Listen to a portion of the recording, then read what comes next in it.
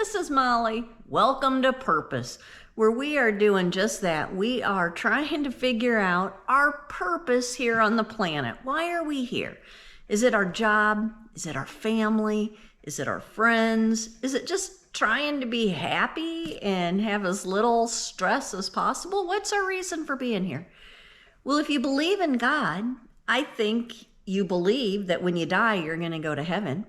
I don't think Earth is just some big waiting room that you hang out in until you go to heaven. I think Earth is where we learn how to love God and trust God and have faith in God and believe more and more and more in God. And I think that's our purpose for being here. Our entire reason for being alive on this planet is to love God and to love each other. And that can be like the hardest thing ever. At least it is for me. I mean, I can be going along really good and then kerfammy. I can go all day and never once think about God. And I can slip into meanness pretty fast, you know? I can start gossiping with friends. And I know it's wrong. I know I shouldn't be doing it, but I still do it. Maybe kind of making fun of somebody or putting somebody down, or I don't know, acting like we're better than somebody else. It's an easy thing to do. We especially do that with people in the news. You know, we all like to kind of think that we're better than somebody else. And that's not what we're supposed to do. Now, when I say we need to love each other, I don't mean we need to have a relationship with everybody. You don't have to talk to everybody and welcome everybody in the world into your home. I think we just have to pray for each other and not wish anybody bad. You know, we have to pray that God will bless everybody. And that can be tough to do. And God knew it was going to be tough to do, so he gave us the Bible to learn from, so we can learn from the people that came before us. Well, we left off in Genesis chapter 41 with poor Joseph. He's been sold by his brothers into slavery because they were jealous of him. Their dad loved him more than he loved the other boys, and he gave Joseph stuff that he didn't give his other sons. And he didn't make Joseph work as hard as he made the other boys work, and they didn't like him. So they sold him into slavery.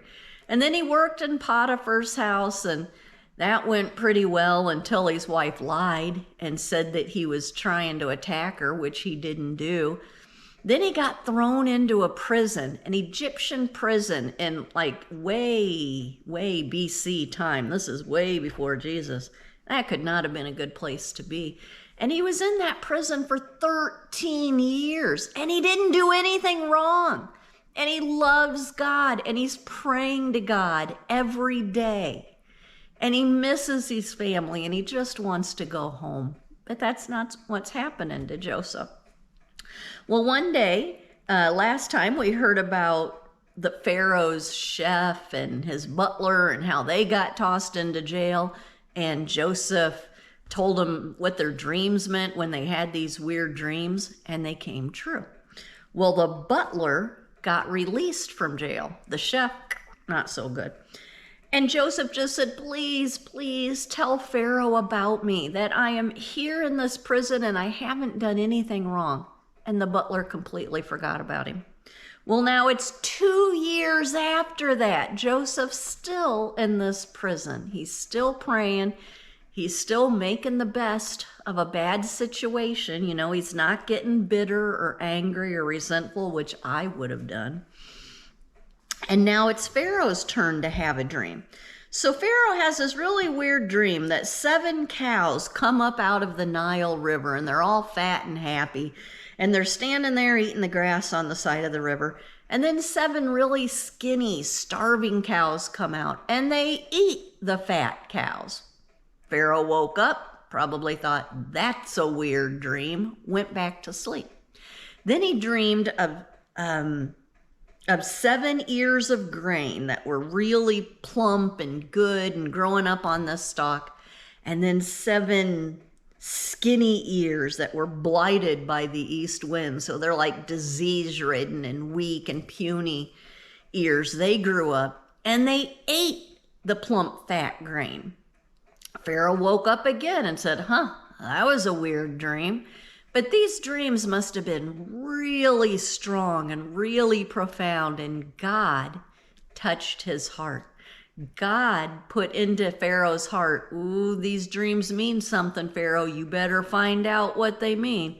So he called in all of these magicians and all the wise men all over Egypt, told them what his dream was. They didn't just have to guess it. He told them, and nobody could interpret it. They were like, yeah, I don't know what the heck that means. Then the butler is like, oh, I completely forgot. Back when I was in prison, there was this young Hebrew kid, and the chief chef and I both had these weird dreams, and he told us exactly what the dreams meant, and they came true. Well, it was really nice of that guy after 2 years to admit that he made a mistake and he forgot about Joseph. You know, it's easy when we make mistakes to just be like, oof, I'm just going to let that go and hope nobody notices. And we don't tell anybody. We don't take ownership for our mistakes because it's hard. It's embarrassing to mess up. But the butler didn't do that. He owned up to it and he told Pharaoh. And Pharaoh asked for Joseph to be brought to him. And so they brought him out. And Pharaoh said, all right, I got this dream for you, Joseph. Let me tell it to you, and you tell me what it means. Because I've heard that you have this power to know what dreams mean. And Joseph was like, oh, no, that's all God. I can't tell anybody what their dream means, but God reveals it to me. Oh, yay, Joseph. 13 years he's been in a prison, praying that God will release him, praying that he can get back to his family. And it's not happening. You know, when I am suffering, and I'm not even in an Egyptian prison, but when I'm suffering and God doesn't answer my prayers right away, I can just sink into a depression and think that God doesn't care about me. He cares. It's just that God's timetable is different than ours, and we don't know why. I don't know why Joseph had to stay in prison 13 years. I don't know why he had to suffer. You know, God could have prevented that, but he didn't, and I don't know why. I do know that God loves us more than anything in the world.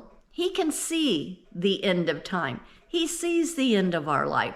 He sees, okay, if she makes this choice, this will happen.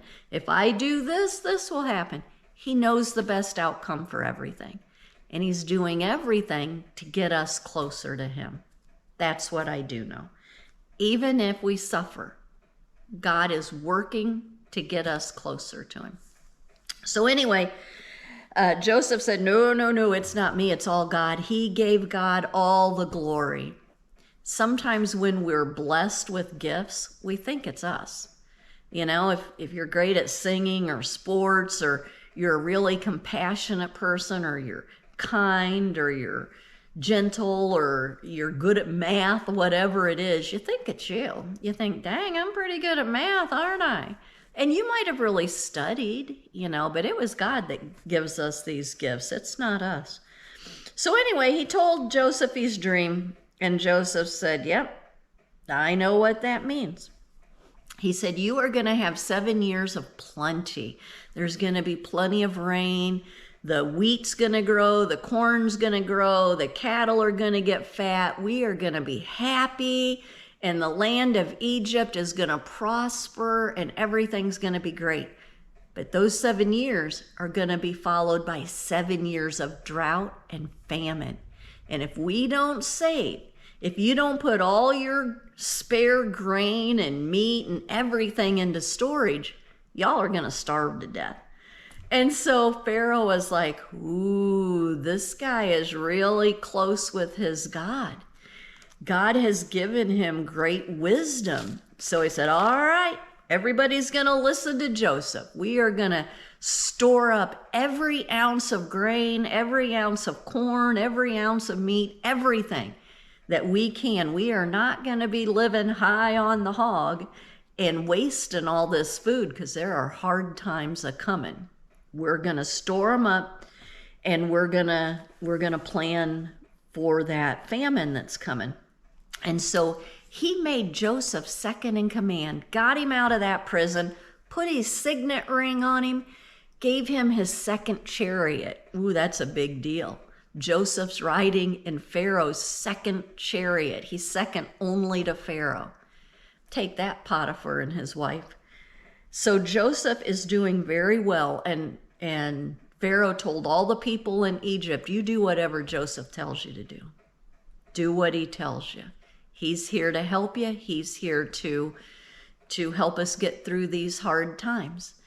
And hard times didn't only hit Egypt, they hit the rest of the world. And it was exactly like Joseph said, 7 years of great abundance, followed by 7 years of devastating drought and famine. And all the people went to Joseph asking for food. And we're going to find out next time what happens with that. So this story has all kinds of significance for our life. We have good times in our lives, and we have bad times. You know, bad times are always going to come, but they don't last forever. The good times will come.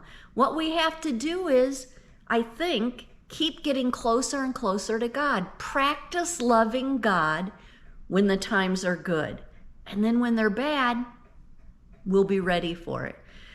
So I can tell you some things that I do. Aside from going to church and reading the Bible, I also don't always do it, I try to talk to God every day. All throughout my day, when I wake up, when I'm eating lunch, I have a break in my work day at night before I go to bed. And also, just the little dumb things I'm doing. If I am going to wash my hands, I might say, Dear Jesus, touch my heart. Help me to love you like I love other people. That's an easy thing to do. Doesn't take much. I'm washing my hands. I'm not doing anything. And then everything I do, I invite God to join me. So if I'm just, reading a book, I'll say, Dear Jesus, I'm going to sit down and read a book. Please join me and touch my heart. Help me to love you the way I should. And help me to trust you that if this doesn't turn out the way I think it should, I'm going to be all right. Now, so far, reading my book has never turned out bad, But who knows? Maybe someday in the middle of reading a book, maybe not a hurricane, an earthquake's going to happen or something. I don't know. The point is, if I keep telling God, help me to trust you no matter how this turns out, and it's 99% of the time going to turn out good, then that 1% of the time when it turns out bad, I'm going to be practiced enough to remember to go to God and say, help me to trust you, Lord, no matter how this turns out. Does that make sense? We just have to keep talking to God all throughout our day, like he's our friend, like he's right here with us, because he is, and ask him to teach us how to trust him. Trust him even when things don't turn out the way we want, which is tough. And then when our 7 years of famine come, because they will, we're going to have hard times. We're going to be more ready for it. We'll have stored up our food, so to speak, and God's going to be there for us.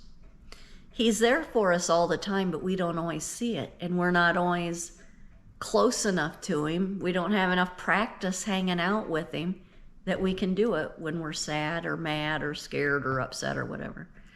I hope that makes sense. It does in my head, may not have come out the right way. The point is, we've got to work on getting closer to God while we're in the good times. So when we're in the bad times, we'll be ready and we'll be strong and we'll be able to trust him even when it's not turning out the way we want. Well, I pray that you all are blessed with a lot of abundance today, that you just have a wonderful day today. And when we meet next time, we're going to find out what's happening to Joseph's brothers during this famine and what's happening with Jacob.